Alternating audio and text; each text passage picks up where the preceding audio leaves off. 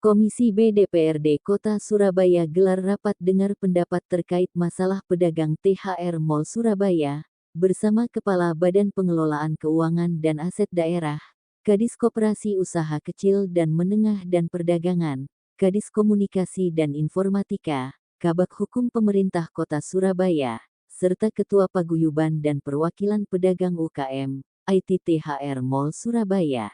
Senin, tanggal 7 Februari tahun 2022. Rapat dengar pendapat dipimpin Ketua Komisi B Lutfiah dari fraksi Gerindra didampingi Wakil Ketua Anas Karno fraksi PDIP dan beberapa anggota Komisi B DPRD Kota Surabaya. Usai rapat dengar pendapat media Lensa Parlemen menemui Ketua Paguyuban Pedagang High-Tech Mall Rudi Abdullah, dan Wakil Ketua Komisi B Anas Karno menjelaskan. Keluhan daripada pedagang high-tech mall, keluhannya tadi tentang listrik, PDAM, fasilitasnya yang ada di sana.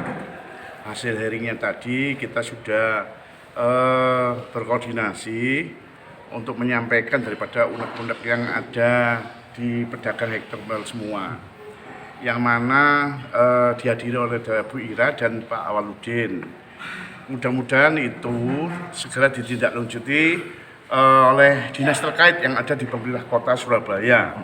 Keluhan-keluhan itu terutama tentang pembayaran yang mana itu minta diangsur, juga pembayaran tunai itu juga minta diangsur juga. Pesan saya tadi saya sampaikan kepada Bu Ira, juga Pak Awaludin yang mendapat undangan. Harapan ini kan perekonomian Surabaya sesuai dengan Wali Kota Pak Eri dan Pak Wali Pak Armuji itu Surabaya supaya tumbuh dan bangkit perekonomiannya, sehingga supaya fasilitasi ini supaya segera bisa diproses dengan cepat dan dikonkretkan. Karena ini ekonomi ini syukur pedagang masih bisa berjalan dan bisa eksis. Tapi kalau tidak difasilitasi dengan baik, ini kalau hengkang semua akan menimbulkan kerugian perekonomian yang di Surabaya. Sayang sekali, ini kan mumpung belum sampai down ya, masih dalam kondisi perekonomian di high-tech mulai agak rame. Ini perlu support sekali dari pemerintah kota. Tanggapan dari pemerintah kota tadi gimana Pak? Tanggapannya? Tanggapan bagus. Akan menyampaikan langsung difasilitasi tentang keluarga pedagang sehingga pedagang ini masih bisa dapat berjualan baik dalam jangka pendek maupun jangka panjang dan bisa menggunakan aset high-tech mall karena itu aset dari pemerintah Kota Surabaya.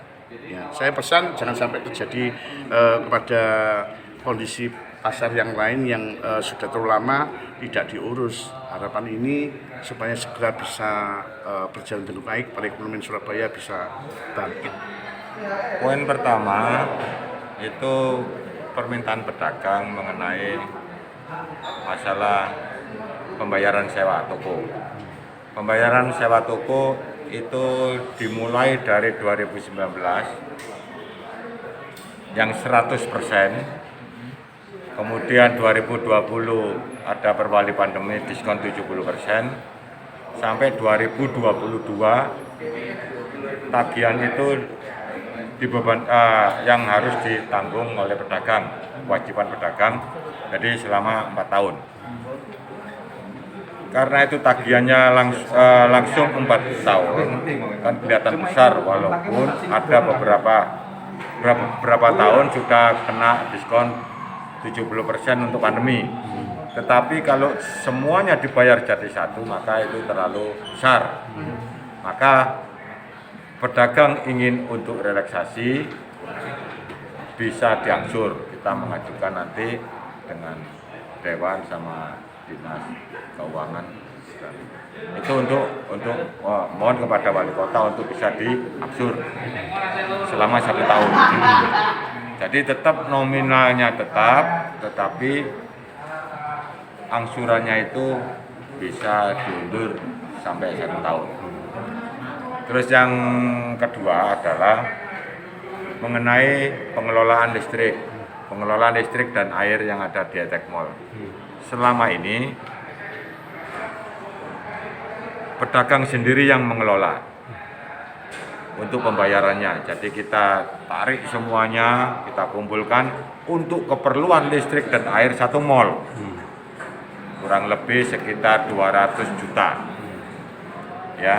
Nah, kemudian karena pedagang ini sudah membayar kepada Pemkot, maka pedagang tidak mau. Pedagang hanya minta bayar listrik sesuai dengan mal-mal lain yang hanya dipakai di dalam toko. Untuk listrik yang ada di parkir mobil, untuk listrik yang di fasilitas umum itu agar di-split bisa, sehingga biar tidak menjadi beban lagi kepada pedagang. Karena apa? Karena kalau itu semuanya dibayar pedagang satu mall itu, maka bisa mencapai 1 juta satu bulan, ditambah dengan sewa. Itu kan keberatan, pedagang keberatan nanti. Cuma itu aja.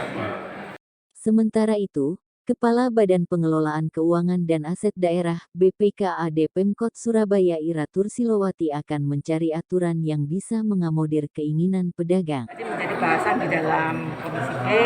Nah, terkait permohonan pedagang masih akan kami bahas dengan Apakah usulan dari para pedagang ini Pemkot akan merealisasi?